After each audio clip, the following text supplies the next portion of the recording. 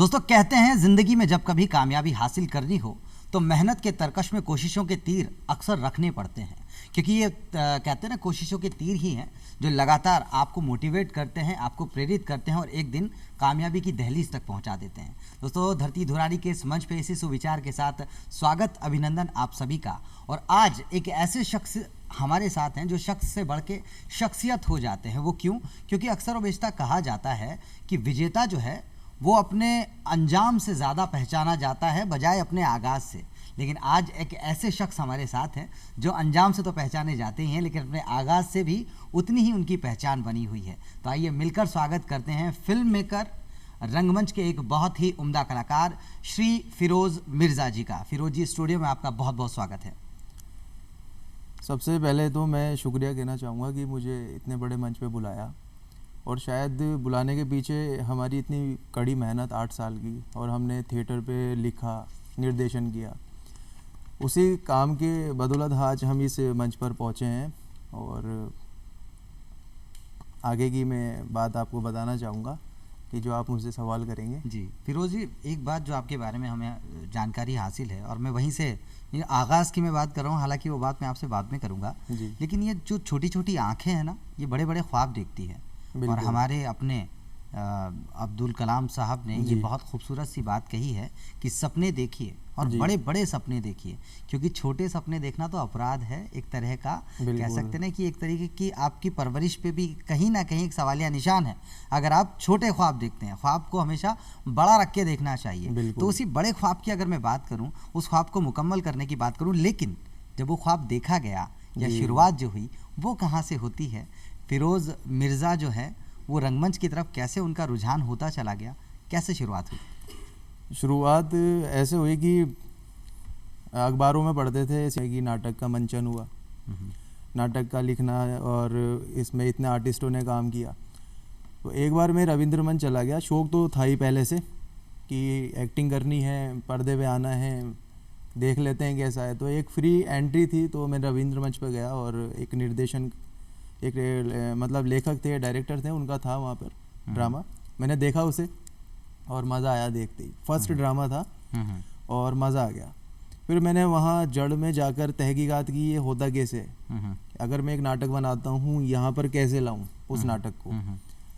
तो वहाँ पर एक अधिकारी थे रविंद्र मंच पर, उन्होंने मुझे साथ दिया। मतलब एक कहते हैं ना कि रास्ता कहीं ना कहीं ले जाता है। उन्होंने कहा बेटा ऐसा है, एक सोसाइटी बनती है, उसके बाद यहाँ पर अनुदान होता है, फिर आप एक नाटक लेकर आओ, अच्छा होना चाहिए, थीम अच्छी होनी चाहिए, उसका एंड अच्छा होना चाहिए, सामाजिक मैसेज होना चाहिए।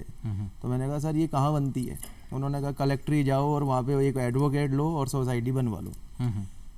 तो ऐसे एडवोकेट को लिया और वहाँ पे कहा कि ऐसे ऐसे सोसाइटी चाहिए, बनवा ली। 6 महीने लगे इस काम को करने में, और एक नाटक लेकर और वहाँ पर आ गए। रिहर्सल भी वहीं की, आर्टिस्टों को भी वहीं इकट्ठा किया। आर्टिस्ट ऐसे इकट्ठे हुए कि सारे मेरे दोस्त थे जिन्हें एक्टिंग ही नहीं आती थी, बट कहना था ना, धक्का तो एक बार स्टार्ट तो करना ही था गाड़ी को। सही बात है।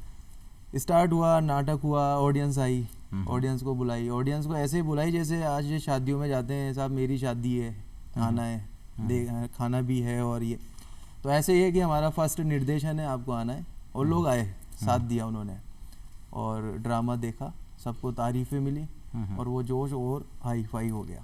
एक बात कही जाती है फिरोज़ जी कि हमें अक्सर व बेशतर किसी भी एक प्रोफेशन को लेके कहीं पहले उसके लिए जो पैशन यानी उसके लिए जो जोश व खरोश है जी, वो हम में पैदा होता है। जो सुकून से कहीं पहले जुनून की एक पैदाइश होती है जी।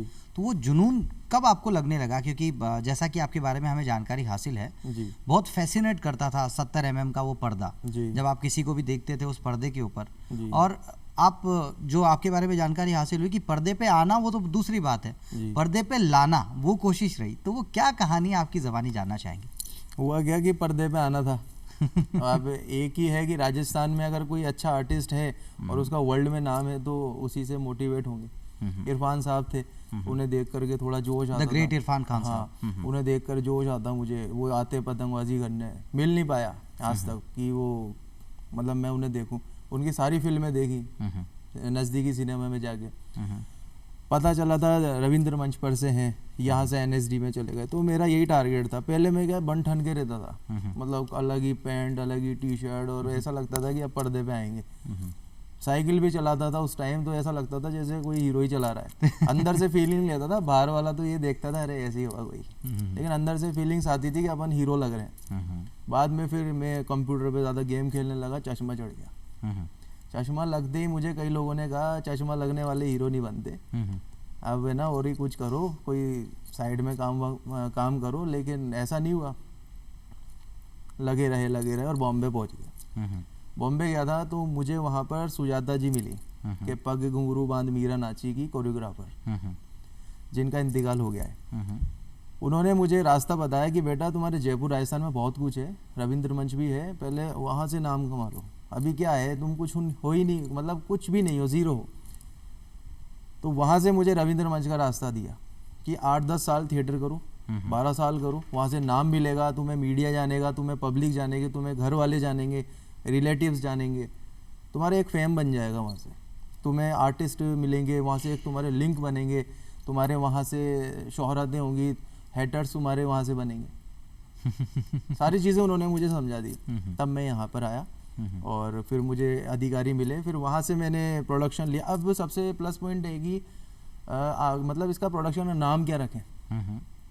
किसी ने बोला ये रख लो, किसी ने बोला वो रख लो, तो दिमाग लगाया कि हमने आगाज़ इसका नाम प्लान किया, बड़ी मुश्किल से आगाज़ नाम लिया, आगाज़ दी अमेजिंग रंगमंच ग्रुप, क्योंकि ये रंगमंच का एक ग्रुप बनाया जिसमें सब रंगमंच के हिसाब से चले, वो ऐसे नाम रखा हमने। ज़्यादातर वो लोग शामिल थे जिन्होंने अपने सफ़र का आगाज़ आपके साथ साथ किया। बिल्कुल। अरे वाह। और अभी मतलब नाना करके 3,500-4 हज़ार आर्टिस्ट मेरे पास आए हैं, कुछ निराश हो के गए और कुछ बहुत खुश हो के गए हैं, और अभी सिनेमा, इंडियन सिनेमा पे काम कर रहे हैं, सीरियल्स में काम कर रहे हैं जो हम लोगों के पास आए। अब वही है ना कि 5 उंगलियां बराबर नहीं होती। सही बात है। वो एक शेर भी बड़ा खूबसूरत सा कहा जाता है कि खुदी का नशेमन फ़कत खुद अपने दिल में है। जी। खुदी का नशेमन फ़कत खुद अपने दिल में है, फलक जिस तरह आँख के तिल में है। ये इतना बड़ा आसमान आँख के इस छोटे से तिल से देखा जाता है, तो वहीं देखने के नज़रिए और नज़र की बात होती है कि नज़र का कमज़ोरी अगर है तो उसका चश्मा तो बनाया जा सकता है, नज़रिए का कोई चश्मा नहीं है। इसलिए जो व्यक्ति जो कुछ नज़रिए के तौर पे देखना आप में चाहता है उसे वही नज़र आएगा। बहरहाल आगाज़ का आगाज़ हुआ, और आगाज़ के आगाज़ से भी काफ़ी पहले, जैसा कि मैं आपके बारे में जानता हूँ कि थिएटर की वो जो कहते हैं ना कि रंगमंच के वो रंग कहीं ना कहीं अपनी तरफ आकर्षित करते थे। आपने बताया इरफान खान साहब, जो कि आज तो हमारे बीच नहीं हैं, लेकिन एक कलाकार, सच्चे कलाकार की वही पहचान कि पर्दा गिर भी जाए लेकिन तालियां लगातार बजती रहनी चाहिए। शायद एक ऐसे कलाकार जिन्हें आज इस मंच के माध्यम से याद हम करते हैं तो बड़ी खुशी महसूस होती है कि हमारे इसी जयपुर, इसी राजस्थान से वो हैं। मैं आपसे जानना चाहूँगा, इनिशियली जब आप खुद सीखते थे तो रुचि ज़्यादा कहाँ थी, निर्देशन में या अभिनय में? क्योंकि शुरुआत में हर इंसान, जैसा कि आपने कहा, हीरो ही बनना चाहता है, तो वो जो क्राइटेरिया है उसे कैसे आपने क्रैक किया, कैसे उससे आगे बढ़े आप? हुआ क्या था कि मेरा कोई गुरु नहीं था, बट रास्ते बताने वाले बहुत थे। मैंने सीखा भी नहीं है कहीं, और जो सुजाता जी थी उन्होंने मुझे कहा कि निर्देशन आता नहीं है और एक्टर बन नहीं सकते। तो मुझे बताया उन्होंने कि लिखो, क्योंकि मुझे लिखने का शौक था, राइटिंग, लिखा। स्टोरियाँ मैंने बहुत लिखी हैं। तो जब मैंने स्टोरियाँ लिखी रियल में, जब मैं कहानियाँ लिखता था तो मेरे सामने कैरेक्टर्स आते थे।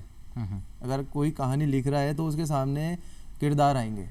किरदार ऐसा लगेगा, आप जो डायलॉग लिख रहे हो ना, तो आपके सामने फील आएगा कि ये डायलॉग चल रहा है और कोई एक्टर बोल रहा है, तो ऑटोमेटिक आप निर्देशन कर सकते हो। तो मैंने कहानियाँ लिखी, उस कहानी को लेकर, और मैं 16-17 आर्टिस्टों को लेकर स्टेज पे आ जाता था।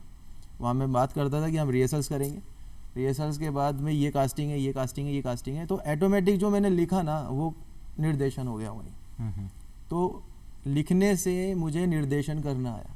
यानी जो कल्पना शक्ति की बात की जाती है, सबसे पहले इमेजिनेशन को, जो उसको कहीं ना कहीं मुकम्मल करना, वो लिखते लिखते ही मुकम्मल हो जाती थी। बिल्कुल। एक किरदार को कैसे खड़ा होना है, कैसे खड़ा क्या होना मार्क है, मिलना चाहिए, कितने किरदार होने चाहिए, प्रॉपर्टीज़ क्या क्या होनी चाहिए, क्योंकि ये तकनीकी पहलू हैं जो आपकी ज़बानी हम जानना चाहेंगे और हम भी सीखना चाहते हैं, और हमारे कई दर्शक जो हैं इस मंच के माध्यम से सीखना चाहते हैं कि थिएटर में जब शुरुआती दौर में आप बता रहे हैं कि लिखना बहुत ज़रूरी है, लिखोगे और पढ़ोगे तो ही शायद वो कहानी आगे बढ़ती है। तो आपने जब शुरुआती दौर में लिखना शुरू किया तो पहला प्ले याद है आपको, कौन सा लिखा था आपने? मैंने प्ले लिखा था सिकंदर। सिकंदर, वाह, और नाम में ही मज़ा आ गया। सिकंदर प्ले था और तकरीबन 1.5 घंटे का प्ले था। और उसमें जो कास्टिंग थी 17 से 18 कास्टिंग थी।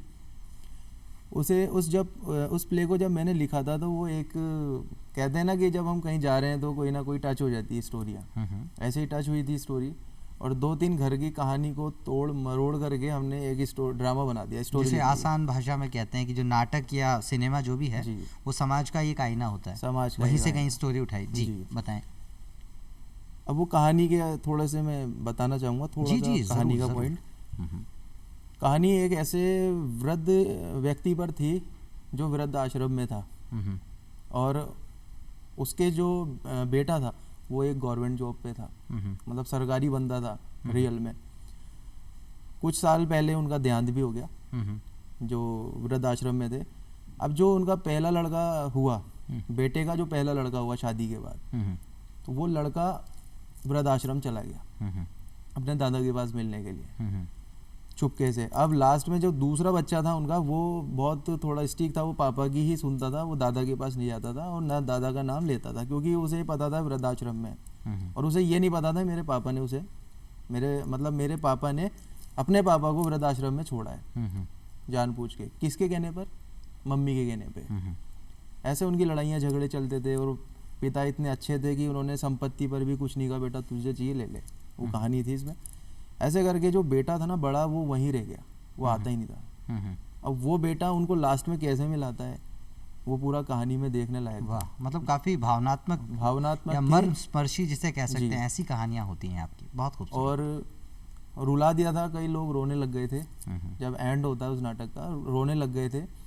और जब इंसान को अगर हम हंसा रहे हैं और सामने वाला हंस रहा है, तो डायरेक्टर को अंदर से खुशी होती है कि मेहनत सफल हो गई। वाह वाह वाह, क्या बात है। और अगर सीरियस ड्रामा है और अगर 4 या 5 लोग रो रहे हैं और आपने देख लिया, ठीक है, तो ये सोचो कि निर्देशक को अच्छा लगता है कि ये ड्रामा सफल है, यही कामयाबी है। हाँ, और ऐसे ही आर्टिस्ट को मज़ा आता है कि मैंने रुला दिया, मैंने हंसा दिया। सही बात तो है। ये ड्रामा बहुत ऐसा था कि रियल स्टोरी पे, और अभी तक जो मैंने ड्रामे किए हैं सारे रियल स्टोरी पर है। क्या बात है, इससे खूबसूरत सारे रियल स्टोरी पर है। अभी जैसे मैं कहीं भी जाता हूँ, रिसर्च करता हूँ कि अभी क्या दिखा सकते हैं मसाला, कैसी चीज़ें हम मार्केट में ला सकते हैं, ड्रामों के माध्यम से लोगों को दिखा सकते हैं। क्योंकि ड्रामे में हम बुलाते हैं 40-50 लोग आते हैं, ज़्यादा से ज़्यादा 250 लोग आते हैं, लेकिन हम उसे पेपर के माध्यम से मार्केट में फैला देते हैं। तो वो चीज़ें हैं। ये बहुत खूबसूरत आपने बात कही, वृद्धाश्रम की आपने बात कही है। अपने आप में एक ऐसा विषय है जिसकी अगर मैं बात कहूँ कि जो सर का ताज होते हैं उसे सर पे ही अगर पहना जाए तो ज़्यादा मुनासिब है। वो एक खूबसूरत शेर है ना मुरव्वर राणा साहब का कि ये अंधेरे देख मुँह तेरा काला हो गया, माँ ने आंखें खोल दी घर में उजाला हो गया। असली उजाला तो माँ से है, पिता से है, वो बहुत ज़रूरी है। तभी तो शायद कहते हैं ना कि महफिल में अगर ये बुज़ुर्ग ये बड़े नहीं होंगे तो सर पे पगड़ी कौन बांधेगा। ये बहुत लाजमी है, घर में भी बड़े लाजमी हैं, अपने आसपास के वातावरण में। और जो हम सोसाइटी को या अपनी आने वाली नस्लों को कुछ देना चाहते हैं ना, उसका सबसे जीवंत पहला विद्यालय अगर मैं कहूँ, पहला शिक्षक मैं कहूँ, तो शायद जो दादा दादी अपने पोता पोतियों को सिखा सकते हैं, कहीं और वो शिक्षा मिल नहीं सकती।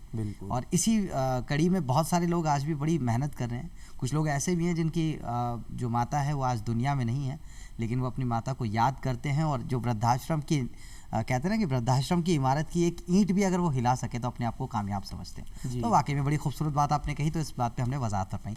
इसके आगे मैं आपसे जानना चाहूँगा, निर्देशन शुरू हो चुका था, सिकंदर लिख चुके थे, उसके बाद में जो कहानी जो है कहानीकार के तौर पर अपने आप को इस्टेब्लिश करना शुरू किया। आपकी कहानियाँ इतनी लोगों को पसंद आने लगी कि वो फिर रंगमंच तक सीमित नहीं रही, बल्कि उन पर कुछ शॉर्ट फिल्म्स भी बनी। तो मैं उन पहलुओं पर भी चाहूँगा आप थोड़ी सी रोशनी डालें। एक हादसा हुआ था जयपुर में और बहुत चला था, भाई बहनों पर किडनैपिंग हुई थी, यहाँ 2012 की बात है। उस पर हमने एक छोटा सा ड्रामा बनाया था, लघु ड्रामा। इसके अलावा हमने उसी पर एक शॉर्ट फिल्म बनाई थी, सेफ सिटी। मतलब सेफ रहो, सिटी को भी सेफ रहो, अब हम सेफ हैं तो सिटी भी सेफ है। उस पर पूरी कहानी थी और 2 भाई बहनों पर थी कैसे वो बहन स्टडी करने जाती है, हनुमान जी के मंदिर से कैसे लड़के आते हैं, कैसे वो बाइक पे बिठाते हैं उसे, और कैसे वो लेकर के नाहरगढ़ पे चले जाते हैं। नाहरगढ़ पे जाते हैं और वो शूट भी यहीं किया था आपने? हाँ, जयपुर में शूट हुआ था। नाहरगढ़ पे ले जाते हैं, उसका मोबाइल छीनते हैं और उसे फिर वहीं अपनी जो भी उनकी दुश्मनियाँ थी वो वहीं निकालते हैं और लड़की को ख़त्म कर देते हैं। अब जो भाई होता है वो भाई इतना स्ट्रगल करता है अपनी बहन को न्याय दिलाने के लिए, कहीं भी वो जाता है कोई भी अधिकारी नहीं सुनता, मामले को दबाया जाता है। इस स्टोरी में यही था, मामले को दबाया जाता है कि ये मामला ज़्यादा ऊंचा होगा, और जब मामला उठता है तो जो अधिकारी लोग होते हैं तो वो आगे से ऑर्डर्स आते हैं कि आप क्या कर रहे हो, आपके शहर में क्या हो रहा है, कैसे क्राइम्स बढ़ रहे हैं। तो अधिकारियों ने क्या करा, उस मामले को दबाया, बहुत कोशिश की दबाने की, लेकिन वो दबा नहीं, क्योंकि जो भाई था उसने बहुत एडवोकेट से बात की, एक एडवोकेट मिला और उसने बात को उठा दी पेपर के माध्यम से, न्यूज़पेपर्स के माध्यम से, और अपनी बहन को न्याय दिला दिया। तो ये कुछ शॉर्ट फिल्म जैसा कि आप बता रहे हैं, और इसका आपने बताया सेफ सिटी, सुरक्षित सुरक्षा की बात आपने वहाँ कही है। अच्छा, इसके आगे मैं आपसे जानना चाहूँगी, लेखन जो है, और लेखन में भी एक बड़ी खूबसूरत बात ये होती है कि जब कभी हम कुछ लिखना चाहते हैं ना जी, तो एक किताब के पहले सफ़े पे एक लेखक के तौर पर अगर अपना नाम हम देख लें तो शायद एक लेखक की जीवनी सफल हो जाती है, बिल्कुल, उसका पूरा जीवन धन्य हो जाता है, ये सुनने में आता है। लेकिन आपके बारे में बड़ा एक रोचक जो एक किस्सा हमें पता है कि लेखन के इस विधा में आपने आप को पारंगत करके आप भी लिखना चाहते हैं, आप भी किताब की शक्ल में दिखना चाहते हैं, लेकिन उसका एक प्रण, एक प्रतिज्ञा आपने ली हुई है। वो प्रतिज्ञा क्या है, मैं चाहूँगा एक बार अपने दर्शकों को ज़रूर आप बता दें।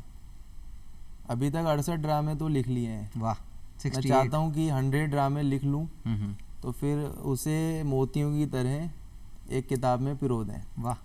और उसे मार्केट में पब्लिश करवा दें, और जो हमारे आने वाले टाइम के जो युवा निर्देशक होंगे, छोटे स्कूलों में जो ड्रामे चल रहे हैं, बच्चे करते हैं आजकल, तो वो लोग उसे यूज़ करेंगे, ड्रामे बनाएंगे, ठीक है, और बिना परमिशन के। आजकल हम अगर किसी राइटर की स्टोरी ले लेते हैं, अभी आज ले ली, कल पोस्टर बनाया, परसों फ़ोन आ जाता है कि साहब वो अकाउंट नंबर ये है और आप डाल दो जो भी बनता है। बट हम यहाँ कुछ नहीं करेंगे, फ्री होगी, क्योंकि हम चाहते हैं कि मेरे लिखे हुए नाटक स्कूलों में हो और एक किताब के अकॉर्डिंग लोगों तक फैलें, जिसमें शॉर्ट्स, मतलब स्टोरियाँ बिल्कुल शॉर्ट होंगी और शॉर्ट में सबसे ज़्यादा संदेश होंगे। वाह, इससे खूबसूरत बात क्या होगी। तो जैसे 100 मेरे ड्रामे होंगे तो मैं पूरी बुक्स उसको पब्लिश कराऊंगा, और चौड़े रात से जितनी भी ये बुक्स हैं वहाँ पे फ्री। मतलब पहले से कुछ प्लानिंग है, वो प्लानिंग हम चाहेंगे अभी आप सरप्राइज की तरह रखें, ताकि हमारे जो दर्शक हैं आज तो मैंने खोली दी प्लानिंग। बहरहाल ये प्लानिंग ज़रूर आपकी मुकम्मल होगी। लिखना शुरू किया, निर्देशन करना शुरू किया, और सबसे बड़ी कमाल की बात ये रही कि लोगों ने, वो कहते हैं ना कि तुमने उस्तादों से सीखा, हमने हालातों से सीखा। आपके जीवन में कुछ ऐसी बातें ज़्यादा रही है ना, हालातों ने ज़्यादा सिखाया। और एक बड़ी खूबसूरत बात कही जाती है कलाकार के बारे में कि कलाकार उसकी रूह और उसकी बंदगी, कलाकार उसकी रूह और उसकी बंदगी, तारीफ़ें दिन बनाती है और ताने ज़िंदगी। तो जब तानों की बात अगर होती है, जब स्ट्रगल की बात आती है, सबसे पहले वो लोग हम पे सवालिया निशान उठाते हैं जो हमारे सबसे करीबी होते हैं, जो हमारी फ़िक्र भी रखते हैं, लेकिन कहीं ना कहीं हमें समझ नहीं पाते। कई बार हमें ऐसा लगता है। आपका क्या विचार है, वो स्ट्रगल आपकी ज़िंदगी में भी आई कभी? वही शादियों में आना जाना बंद हो गया था। ओह, ठीक है। और जो रिलेटिव होते हैं ना, वो रिलेटिव्स क्या करते हैं कि अगर आप कुछ करने जा रहे हो ना, तो वो आपको आगे नहीं जाने देंगे। वो आपको यही बोलेंगे कि इस लाइन में बहुत लोग हैं जो स्ट्रगल कर रहे हैं, वापस आ गए, कंपटीशन ज़्यादा है। हाँ, वापस आ गए, तुम भी आ जाओगे। तो मैं यही बोलता था कि एक बार जाने तो दो, स्टार्ट तो करने दो, उसके बाद देखेंगे पीछे आते हैं नहीं आते हैं। तो हमारे बिल्कुल करीबी, जो हमारे बिल्कुल रिश्तेदार हैं, जिनका आना जाना है, वो लोग मुझे इतना नीचा करते थे कि कुछ नहीं होगा, कुछ भी नहीं कर पाओगे, इस लाइन में पैसा चाहिए, इस लाइन में नाम चाहिए, इस लाइन में गॉडफादर चाहिए, इस लाइन में वो चाहिए। आप बॉम्बे जाओगे तो वहाँ पर आप बड़ा पाव बेचोगे, किसी दुकानों पे काम करते हुए मिलोगे, छुप छुप के आप आओगे और जयपुर नहीं आ पाओगे। जबकि इन कामों में भी कोई शर्म वाली बात नहीं है, इंसान चाहे तो बिल्कुल कर सकता है। तो ऐसे मतलब मुझे करते, तो मैं क्या है, उनकी शादियों में जाना बंद हो गया। अब शादियों में जाना बंद करने से पहले एक रीज़न था। जब मैं एक नाटक कर चुका था तो मैं किसी की शादी में चल गया, हमारे ख़ास रिश्तेदारों की। वहाँ गया तो उसके फादर मेरे पास आए, बेटा क्या हाल है, बेटा कोई काम वाम करो। खाना खाते खाते यही बात करी, बेटा कोई काम वाम कर लो, इस लाइन में कुछ नहीं है, गहरा कुआं है। मैंने भी उनको कह दिया इस कुएं में उतरने की आदत है, अब तो उतर चुके, अब तो जूता अंदर चला गया, आधे पैर भी अंदर हो गए, अब तो बनेंगे तो इसी लाइन में बनेंगे, अदरवाइज नहीं। और एक बार एंटर हो गए तो अब पीछे मुड़ के नहीं देखेंगे। कोई विकल्प नहीं छोड़ा अपने आप के लिए, भाई यही करना है अब तो जो करना है। और ये थी बात 8 9 साल हो गए इस बात में। अब वो मुझे ये कहते हैं कि मेहनत रंग ला रही है। वाह, इससे खूबसूरत बात क्या होगी। उनके घर में एक शादी हो रही, लास्ट अभी शादी आई, सब कैमरामैन चाहिए, कैमरामैन लाओ, करवा के दिए।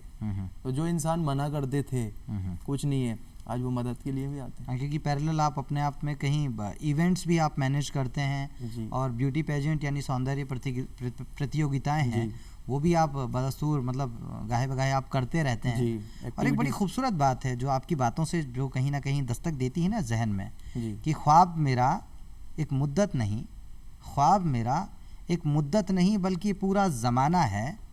अरे ठहर जाओ दुनिया वालों, अभी मुझे अपने आप को और आज़माना है। तो आज़माने की जो बात है, आपने आजमाइशों की जो बात है उसे कहीं ना कहीं इसी तरीके से अडॉप्ट करने की कोशिश की है। इस कड़ी में मैं आपसे जानना चाहूँगा, एक नाम बड़ा खूबसूरत सा है, रामगंज। हाँ, क्या है वो कहानी? क्योंकि मैं इसके आगे कुछ नहीं कहूँगा, उसके आगे कहानी आप बताएंगे। रामगंज की ये मतलब इसमें पहले तो उस प्रोजेक्ट के बारे में बताएं। हाँ, कैसे दिमाग में आया? जैसे इसका नाम लेता हूँ तो एक अटकन सी आती है, हकला जाता हूँ बोलने में क्योंकि लोगों ने ऐसी चीज़ बना दी। जब हमने इसका स्टार्ट नाम रखा था, कोविड आ गया। नाम रखा रामगंज है, फिल्म बनाएंगे, जयपुर के सारे आर्टिस्टों को लेंगे। एक बहुत मोटिवेशनल स्टोरी है आई गेस, है ना, जैसा कि आपने बनाने की कोशिश की। हाँ जी। पैसा पता नहीं कहाँ से लाएंगे, फाइनेंसर कौन होगा, और डायरेक्शन तो मुझे ही करना था तो उसकी टेंशन थी नहीं, लिखेगा कौन, ठीक है मैंने लिखा। सारी तमाम परेशानियों को झेलते हुए हमने इसको स्टार्ट किया, ओपनिंग करी फिल्म की। अब पता नहीं था कि मार्च में कोविड आ जाएगा, और कोविड आ गया। थोड़े से दिन काम किया परमिशन ले लेकर, लेकिन वो इतना घातक हो गया कि फिल्म को 2 साल तक साइड में ही रखी। इसकी स्टोरी पर भी आऊँगा। अब लोगों ने एक बातें बनाना शुरू कर दिया कि आ जाएगी ना कल, बातें डब्बा बंद रह गई, शुरू होने से पहले ख़त्म हो गई। ठीक है, और हमारे जो प्लान थे, फंडिंग थी हमारी, वो सब लगी रह गई। घर पे ये बोलते थे कि टेंशन लोगे तो कुछ नहीं होगा, हिम्मत रखो, कभी ये बुरा वक्त जाएगा, वापस बनाना। वाह, वो बुरा वक्त 2 साल चला गया। अब इसको वापस स्टार्ट किया। इसकी जो कहानी है, एक ऐसी महिला पर है जो IAS बनना चाहती है और IAS के सपने देखना चाहती है, लेकिन उसके जो फादर होते हैं वो दुनिया में नहीं होते, मदर होती है। और मदर को ये डर लगा रहता है कि लड़की है और समाज वाले जीने नहीं दे रहे कि बेटी बड़ी हो रही है, अब इसकी शादी करो।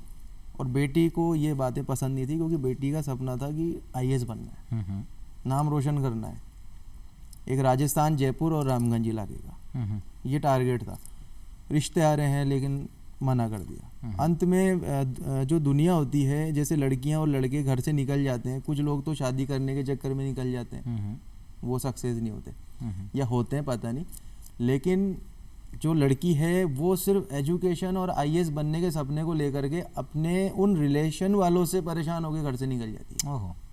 और चिट्ठी लिख के जाती है कि मम्मी मैं भाग तो गई हूँ घर से, लेकिन मैं भागी नहीं हूँ और ना मैं गलत कदम उठाऊंगी, ना मैं कोई शादी रचाऊंगी। मेरा जो सपना है पढ़ना है, आगे जाना है और IAS बन के इस घर में आना, अदरवाइज मैं मर जाऊंगी। ये उसमें चिट्ठी में लिखकर मम्मी के पास में दे गई। माँ को पता चला कि ये चिट्ठी किसने लिखी, माँ ने पढ़ा तो उसे सारी चीज़ें पता चल गई कि मेरी बेटी गलत कदम नहीं उठाएगी, ना कोई गलत रास्ते पे जाएगी। हाँ, लेकिन उसने ये ज़रूर लिखा है कि अगर मैं नहीं बनी कुछ तो मैं मर जाऊंगी। ये उस फिल्म की कहानी है। तो वो रोते रोते माँ कहती है कि बेटा तू नहीं बनी ना, रास्ते खुले हैं, दरवाजे खुले हैं, तू मरना मत, आ जा वापस। ठीक है, इतना सा कह के वो सीन पूरा होता है। लास्ट में वो लड़की पढ़ लिख कर के आगे बढ़ती है, लेकिन उसके पीछे भी एक सपोर्टर होता है। और वो जो सपोर्टर होता है वो एक लड़का होता है और वो बचपन का दोस्त होता है। जब वो लड़का साथ देता है, पैसा लगा रहा है, खाना ला रहा है, खिला रहा है, या वो लड़की भाग जाती है पीछे से साथ दे रहा है, तो लोगों ने ताने बनाना शुरू कर दिए। बोला ये लड़का और ये लड़की तो कुछ है, इनका चक्कर है, यानी कि या तो इन्होंने हो सकता है अंदर अंदर शादी कर ली हो, जबकि वो लड़का तो एक दोस्ती निभा रहा था, पैसा लगा रहा था, तुम्हें कितना पैसा चाहिए, मैं बाद में ले लूँगा, इकट्ठा ले लूँगा, ऐसे चलती है स्टोरी। लास्ट में वो एक रिजल्ट होता है, रिजल्ट में आईएएस का नंबर सिलेक्शन हो जाता है। और ये फिर कहानी आगे की मैं चाहूँगा कि जब ये फिल्म रिलीज हो, हाँ। उसके बाद लोग देखें और मज़ा आए उसका, उसका प्रीमियर भी होगा इंशाल्लाह ज़रूर। अच्छा, यहाँ मैं आपसे जानना चाहूँगा, फिल्म निर्माण या फिल्म मेकिंग अपने आप में एक ऐसी विधा है जो रंगमंच के रास्ते से सिखाती तो है जी, लेकिन एक मुख्तलिफ और एक अलग विधा है। तो इस विधा में भी अपने आप में बहुत कुछ सीखना ज़रूरी है।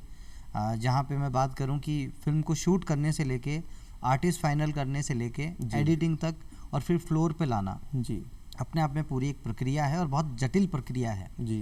हमने यूँ कहते हैं ना कि लोग बड़े आसानी से अपना एक जजमेंट पास कर देते हैं कि फ़िल्म बहुत अच्छी है या बहुत बुरी है, हालांकि उनका हक है जी, क्योंकि हमने पेश ही इसीलिए की है, लेकिन उसके पीछे की मेहनत को भी देखना बड़ा ज़रूरी है।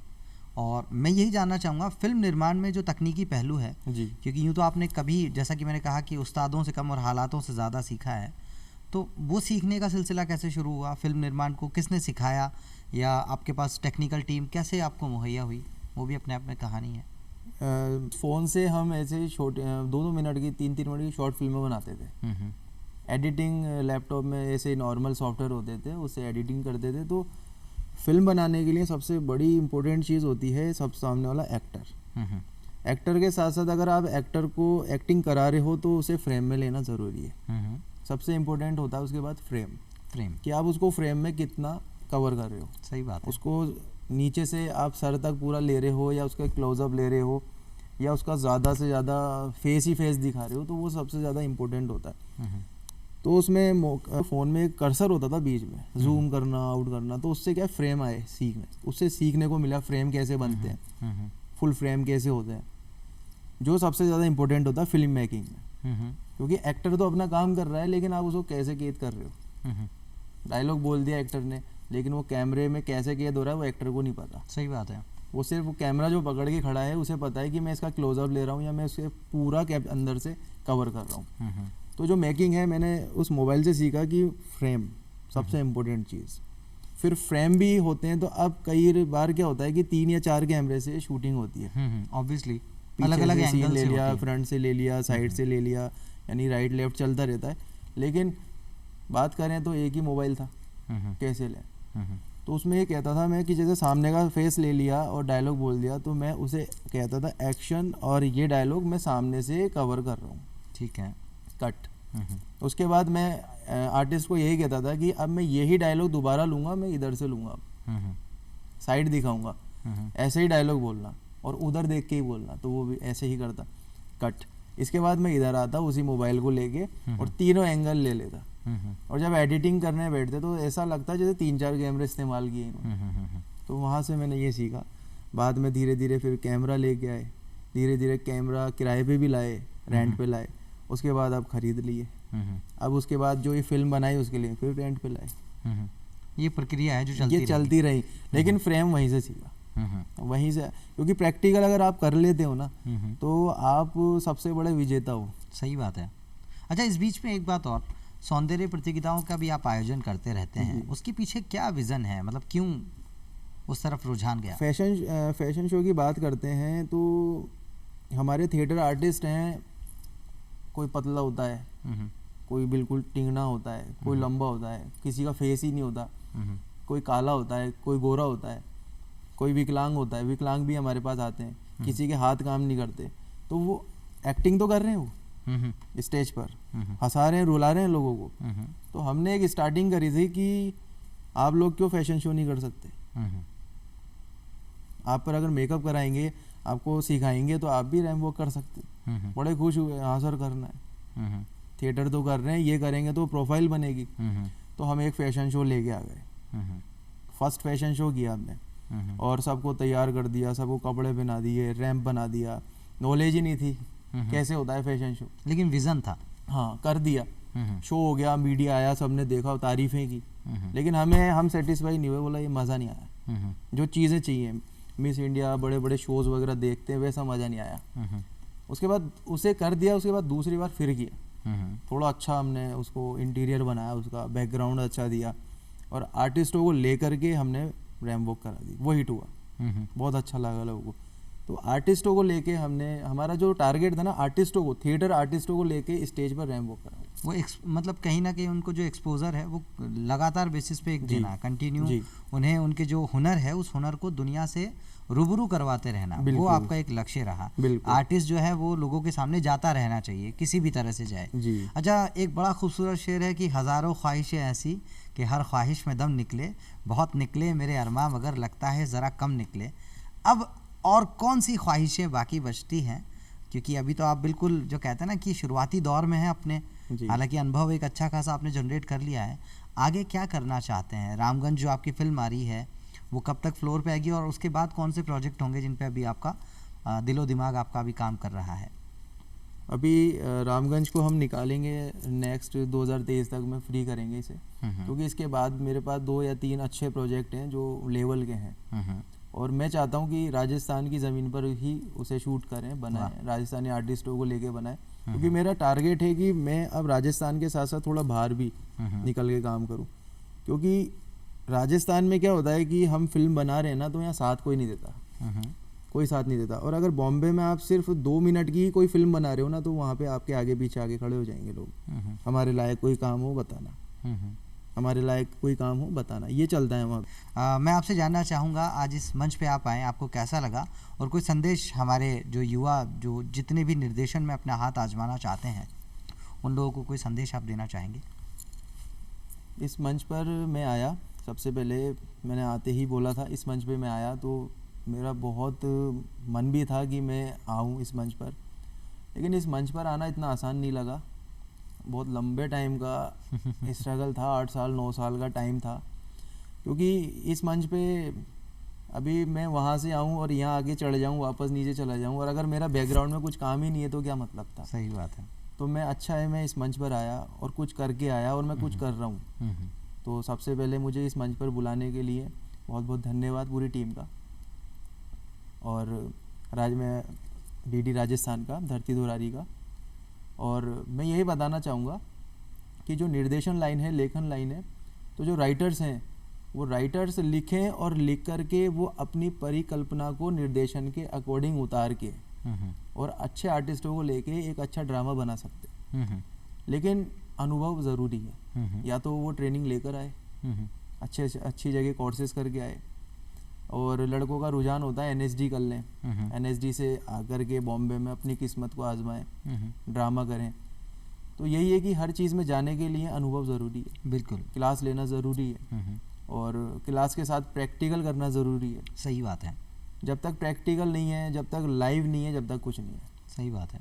फिर तो बस इंसान बैठा रहेगा, बैठे बैठे वो चांद पे जाने के सपने देखेगा, चांद पे जाके भी आ जाएगा, उतर के भी आ जाएगा, और आँख खोलेगा, अरे मैं तो ज़मीन पर ही था, फिर वो पीछे हो जाएगा, वो आगे नहीं जा पाएगा। तो अपनी जो कहते हैं ना कि अपने सपनों और अपने हकीकत दोनों को जान के फिर मेहनत करनी चाहिए जी। और जैसा कि मैंने शुरुआत में भी कहा कि मेहनत के तरकश में कोशिशों के तीर वो रखने बड़े ज़रूरी हैं। ज़िंदगी में फिर कोई ऐसा लक्ष्य नहीं होगा जिसे आप पा नहीं सकें। तो बहुत खूबसूरत ये मुलाकात आपसे रही और बड़ा मज़ा आया आपसे बात करके, और हम चाहेंगे कि आपके जितने भी प्रोजेक्ट्स जो आप चाहते हैं और आपकी जो आप चाहते हैं जो पुस्तक आए 100 जो आप कंप्लीट कर लें, एक शतक आप बना लें, सेंचुरी कंप्लीट कर लें, उसके बाद वो पुस्तक भी बाज़ार में आए और बहुत सारे जो लोग सीखना चाहते हैं, रंगमंच को जीना चाहते हैं, वो उसे पढ़ें, उससे सीखें।